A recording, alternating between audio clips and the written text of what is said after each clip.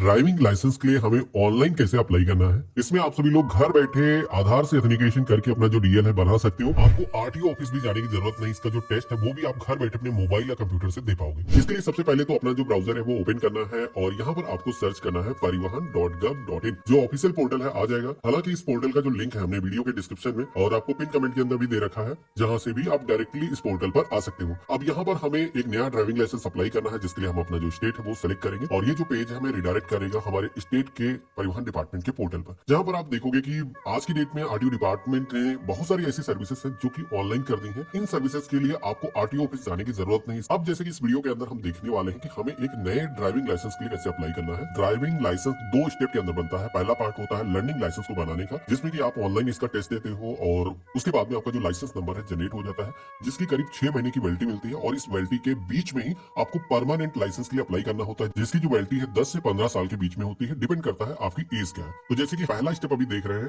तो हमें apply for learner licence के ऑप्शन पे क्लिक करना है, कंटिन्यू के ऑप्शन पे क्लिक करेंगे, जनरल वाला जो ऑप्शन है वो सिलेक्ट करना है, सबमिट करेंगे। तो अब आप देखोगे कि हमारे सामने डीएल को बनाने के दो मेथड आते हैं, जिसमें कि पहला मेथड है आधार ऑथेंटिकेशन और सेकंड वाला जो मेथड है वो है विदाउट आधार ऑथेंटिकेशन। अगर आप आरटीओ ऑफिस नहीं जाना चाहते हो तो पहला ऑप्शन सेलेक्ट करोगे। अगर किसी को आरटीओ ऑफिस जाकर के डीएल बनवाना है तो वो सेकंड वाले ऑप्शन पे क्लिक करेगा। हमने पहले वाले ऑप्शन पे क्लिक किया, सबमिट करेंगे। आधार नंबर आपको एंटर करना है। टर्म एंड कंडीशंस को एक्सेप्ट करने के लिए तीनों ही ऑप्शन पे क्लिक कर देना है और यहाँ पर जनरेट ओटीपी का एक ऑप्शन दिखेगा, इस पे क्लिक करना है। तो आपके आधार कार्ड से जो भी आपका मोबाइल नंबर लिंक होगा उस पर वेरिफिकेशन के लिए एक ओटीपी आएगा। वो जो कोड है आप यहाँ पर दर्ज करोगे और ऑथेंटिकेट के ऑप्शन पे क्लिक करोगे। तो हमारे आधार का जो डेटा है वो यहाँ पर फेच होकर के आ चुका है। प्रोसीड करेंगे। अब आप सभी के सामने एक पॉपअप आएगा, जहाँ पर ध्यान से आपको देखना है। यहाँ पर बताया गया है कि आपका जो आधार कार्ड पे एड्रेस है उसका जो पिन कोड है उसके जरिए यहाँ पर फेच किया गया है। आपका जो आरटीओ ऑफिस है लखनऊ है, लखनऊ के दो आरटीओ है, जैसे कि लखनऊ मेन वाला आरटीओ हो गया और ट्रांसपोर्ट नगर जो नया अभी आरटीओ ऑफिस बना है। तो इनमें से ही आपको कोई आरटीओ ऑफिस है आपको चूज करना होगा। हम यहाँ पर ओके के ऑप्शन पे क्लिक करेंगे। अब इस फॉर्म के अंदर आना है। तो यहाँ पर आपको अपना जो आरटीओ ऑफिस है, जैसे कि मैंने बताया था कि मैं लखनऊ से हूँ, तो दो आरटीओ ऑफिस है,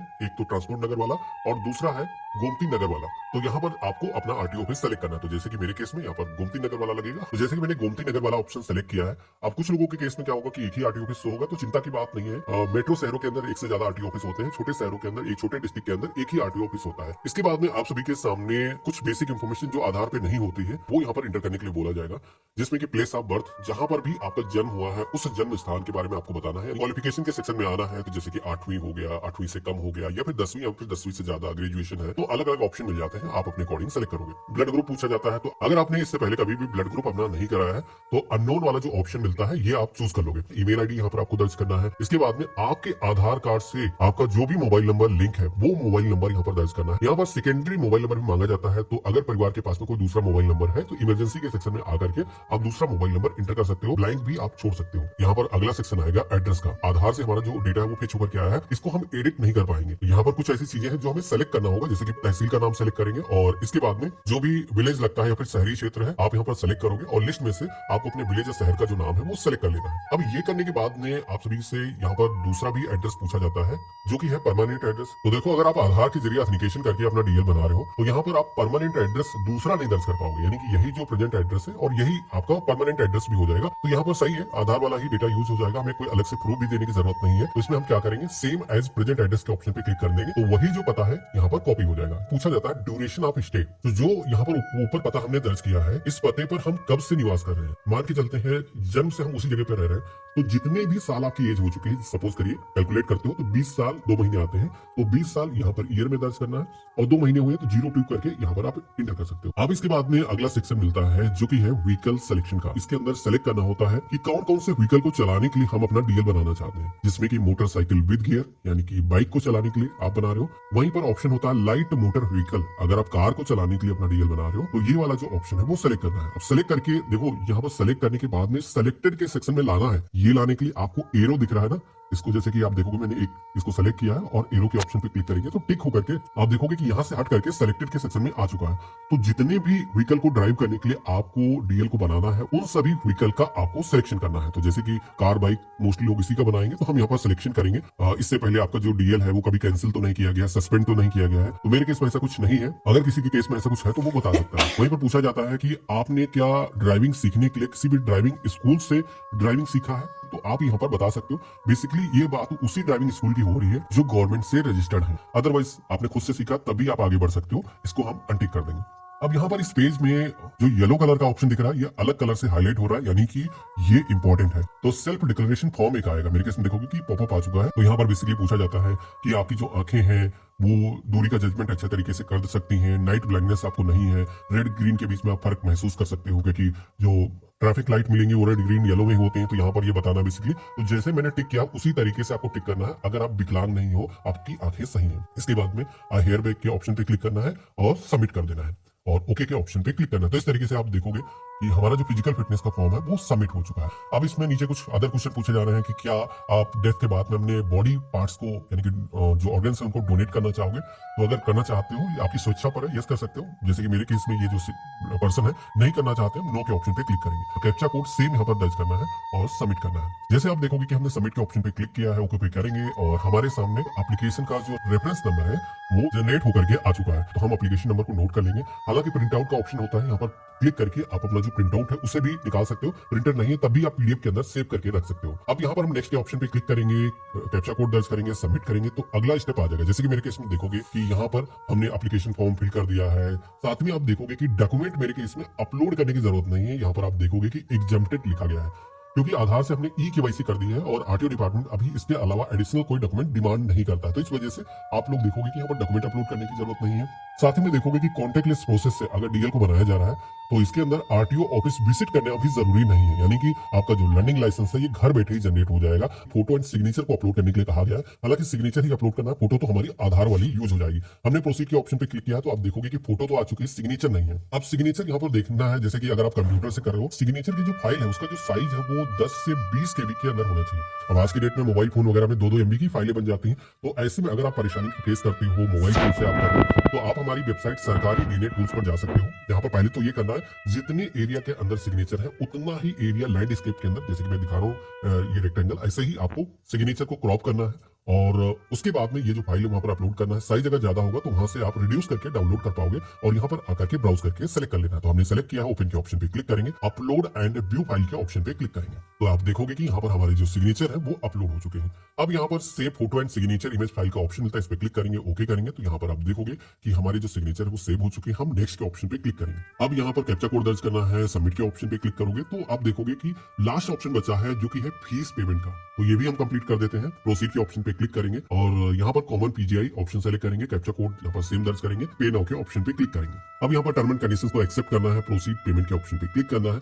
तो आप सभी के सामने पेमेंट गेटवे को सेलेक्ट करने का ऑप्शन आएगा, एसबीआई मल्टी बैंक पेमेंट, तो इसको ही आपको चूज करना है और I accept term and condition के ऑप्शन पे क्लिक करना है, सबमिट करना है। तो अब आप देखोगे कि हमारे सामने पेमेंट करने के लिए मल्टीपल ऑप्शन आ चुके हैं। हम चाहें ये जो पेमेंट है नेट बैंकिंग से कर सकते हैं, क्रेडिट कार्ड, डेबिट कार्ड से कर सकते हैं या फिर यूपीआई वॉलेट के माध्यम से पेमेंट कर सकते हैं। यहाँ पर आसान है यूपीआई पेमेंट, इसमें कोई चार्जेस भी नहीं लग रहे, तो हम इसे सेलेक्ट करेंगे। अब यूपीआई पेमेंट आप करने के लिए आओगे तो इसमें भी 2 ऑप्शन मिलते हैं। एक तो है कि आप अपनी जो यूपीआई आईडी है मैनुअली यहाँ पर एंटर कर सकते हो, दूसरा है कोई क्यूआर कोड आप यहाँ पर जनरेट कर सकते हो। हम कंफर्म करेंगे, आप देखोगे कि क्यूआर कोड यहाँ पर आ चुका है। अब यहाँ पर ये जो क्यूआर कोड है गूगल पे, फोन पे, कोई भी एप्लीकेशन के अंदर स्कैन करोगे आपका जो पेमेंट है वो हो जाएगा। इस पेज में ना ही बैक बटन प्रेस करना है ना ही रिलोड करना है, थोड़ा सा वेट करोगे आपका जो पेमेंट है वो सक्सेस होकर के आ जाएगा। हम इसकी जो पावती स्लिप है वो निकाल लेंगे, इस ऑप्शन पे क्लिक करेंगे और कैप्चा कोड सेम दर्ज करेंगे, गेट डिटेल के ऑप्शन पे क्लिक करेंगे। यहाँ पर पेमेंट जो हमने किया उसकी इन्फॉर्मेशन आ चुकी है, चूज करेंगे, कैप्चा कोड अगेन दर्ज करेंगे और प्रिंट के ऑप्शन पे क्लिक करेंगे। आप देखोगे कि पावती स्लिप हमारी सेव हो चुकी है। 350 रुपीज का जो फीस का मैंने पेमेंट किया है लर्निंग लाइसेंस को बनाने के लिए वो यहाँ पर आ चुका है। और उसके बाद में दोबारा से इस पेज पर आओगे तो आप देखोगे कि आगे कहीं पर भी फॉर्म में जाने का ऑप्शन नहीं दिखता है, लेकिन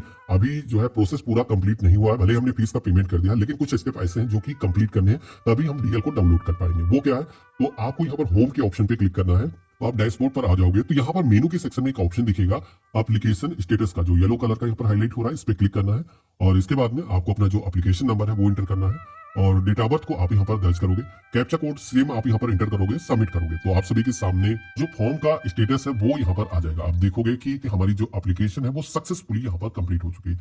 लेकिन यहाँ पर एक चीज बता दूं कि लर्निंग लाइसेंस का अगर आप टेस्ट घर बैठे देना चाहते हो तो ये जो टेस्ट है देने के लिए रोड सेफ्टी ट्यूटोरियल जो वीडियो है ये वॉच करना जरूरी है, तभी आप अपना जो टेस्ट है घर बैठे दे पाओगे। यूजर आईडी पासवर्ड आपके पास में आएगा। क्लिक हियर के ऑप्शन पे क्लिक करोगे तो बेसिकली गवर्नमेंट का एक ट्यूटोरियल है, मैं दिखाता हूँ। यहाँ पर कैप्चा कोड दर्ज करेंगे और जनरेट करेंगे तो एक ओटीपी आएगा आपके फोन पर और सबमिट करोगे। तो आप देखोगे कि यहाँ पर हमारे सामने एक प्ले बटन आ चुका है। अब इस पर जैसे आप प्ले करोगे तो एक वीडियो यहाँ पर प्ले हो जाएगा। तो यहाँ पर ये जो वीडियो है इसको कंटिन्यू आपको प्ले करके छोड़ देना है और वॉच करना है पूरा वीडियो। इस वीडियो को अगर आप फास्ट फॉरवर्ड करने की कोशिश करोगे या फिर कंप्लीट करने की अपनी तरफ से कोशिश करोगे तो देखो ये कंप्लीट नहीं होगा। जैसे आप प्ले करके इसको छोड़ देते हो ऑटोमेटिक यहाँ पर वीडियो पूरा प्ले होने देना है और उसके बाद में ये ऑटोमेटिक विंडो क्लोज हो जाएगी। देखोगे कि मैंने जैसे वीडियो कंप्लीट किया है ऑटोमेटिक ये जो पेज है क्लोज हो चुका है और हमें कंफर्मेशन देना कि मैंने वीडियो को वॉच कर लिया है। हम यहाँ पर इसको टिक कर देंगे और सबमिट करेंगे। तो इस तरीके से रोड सेफ्टी ट्यूटोरियल हमने वॉच कर लिया है। अब हम होम पेज पर आएंगे और इसके बाद में टेस्ट आपको कैसे देना है बता देता हूँ।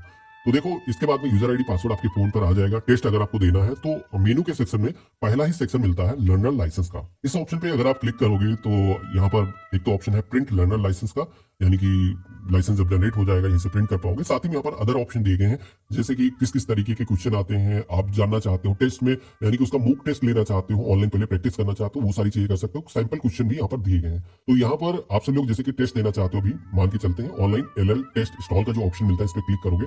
टेस्ट देने के लिए यूजर आईडी और साथ में कैप्चा कोड दर्ज करने के लिए कहा जाएगा। सबमिट करोगे तो पहले क्या होता था कि यहाँ पर पासवर्ड को एंटर करने का ऑप्शन आ जाता था, लेकिन अभी आप देखोगे कि एक नया स्टेप आ चुका है जो कि है स्मार्ट लॉक करके एक सॉफ्टवेयर डाउनलोड करने का। आप यहाँ पर इस ऑप्शन पे क्लिक करोगे तो ये जो फाइल है डाउनलोड हो जाएगी।